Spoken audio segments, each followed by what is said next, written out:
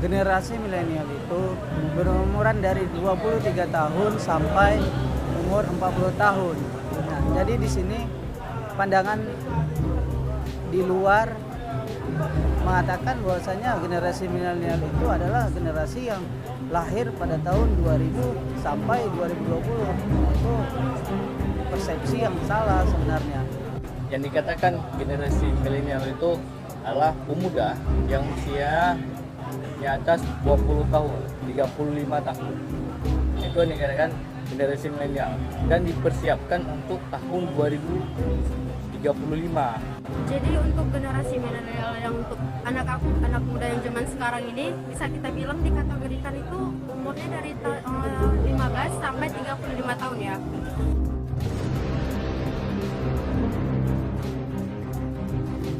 Peran dan fungsi generasi milenial dalam menangani, dalam melihat bagaimana kebijakan pemerintah, bagaimana mengubah inovasi dan memberikan inovasi yang baru terhadap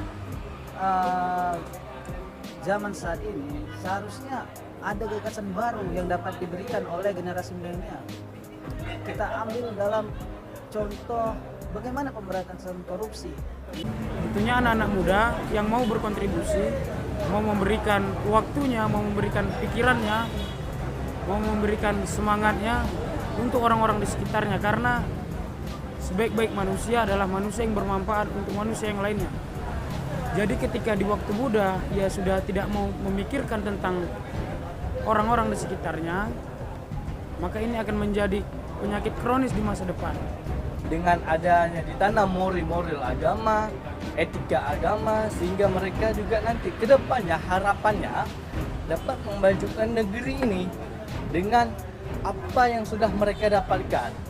Berawal dari masjid, kita melangkah perlahan, tahap per tahap, sehingga menjadi pemimpin Indonesia yang maju ke depannya. Mereka, para pemuda-pemuda ini harus memiliki bakat yang bisa dikembangkan sehingga dapat membawa perubahan. Ya, salah satu contohnya inilah, bahwasanya pemuda ini sebelum dia ingin membangun sebuah negeri, terlebih dahulu bangunlah diri sendiri terdahulu. Ketika dia sudah membangun diri sendiri telah kuat, ajaklah keluarga mereka. Ketika ada dorongan dari keluarga, maka tingkatkan lagi ke daerah, ke provinsi, dan bahkan dunia pun harus tahu. Generasi milenial ini bisa dikatakan akhir-akhir yang sering diperbincangkan, mulai dari segi etika, pendidikan, moral, dan juga lebih pentingnya tentang etika kerja juga, misalnya dalam lapangan kerja.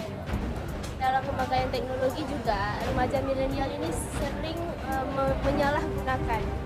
Contohnya seperti media sosial, di mana media sosial ini bukan hanya untuk memperbanyak follower ataupun eksis di tempat-tempat foto-foto yang bagus atau bagaimanapun itu, tetapi pada media sosial ini juga memanfaatkan itu sebagai pusat kreativitas untuk remaja milenial sekarang. Digital. Generasi milenial sekarang dinilai memiliki fungsi yang sangat penting dalam pembangunan negeri.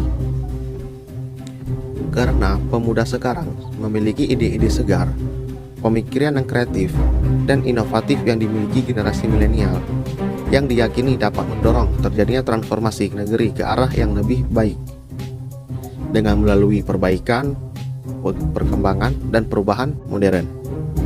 Dengan adanya kualitas dan kuantitas yang luar biasa, generasi milenial dapat berperan aktif dalam membangun bangsa dan negara menjadi sangat penting. Terlebih lagi di era teknologi saat ini, mereka sangat memiliki peran penting, yaitu peran agen perubahan bangsa. Di era teknologi saat ini, kaum milenial atau pemuda milenial diyakini memajukan suatu bangsa sebagai cyber army. Kaum milenial sekarang memiliki 3 peran penting dalam memajukan suatu bangsa, yakni kaum milenial itu sebagai cyber army, yaitu menyebarluaskan gagasan-gagasan nasionalisme dan memerangi penyebaran berita hoaks di media sosial.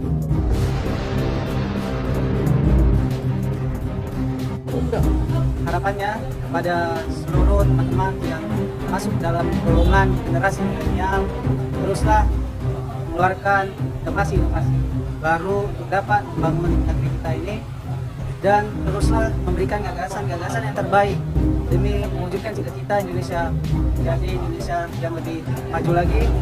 Tantangan kedepannya untuk generasi milenial ini banyak, dari internal maupun eksternal.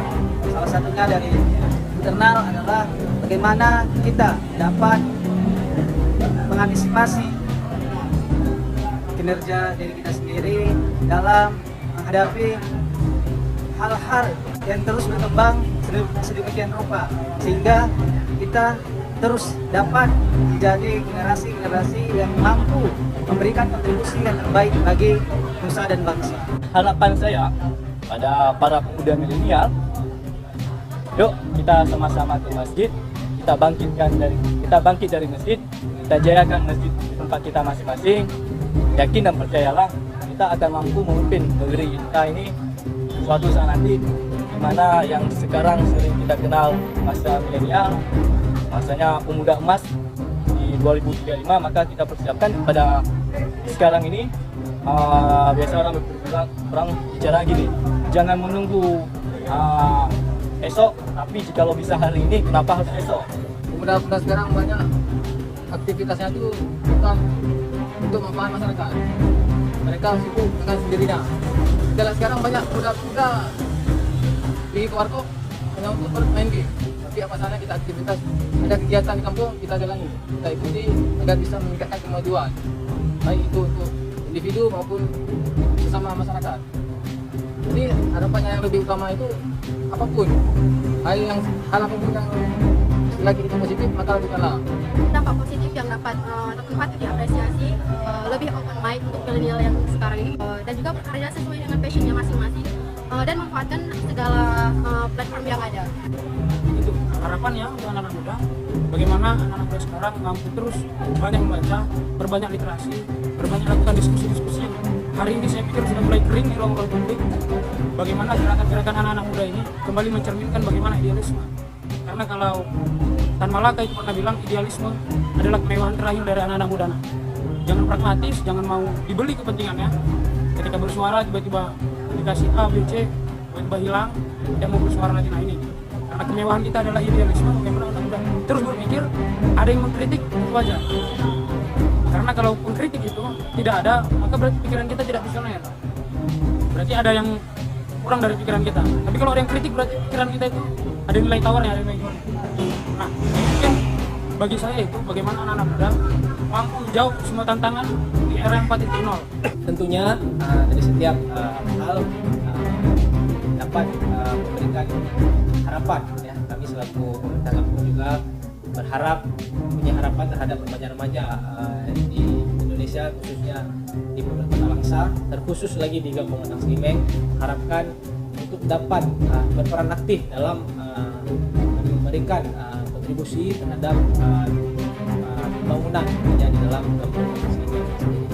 Tentunya dalam menjalankan pembangunan di Kabupaten Slimeng, tentunya bagi pemuda pun mempunyai tantangan tersendiri terhadap proses perkembangan pembangunan kampung tersebut.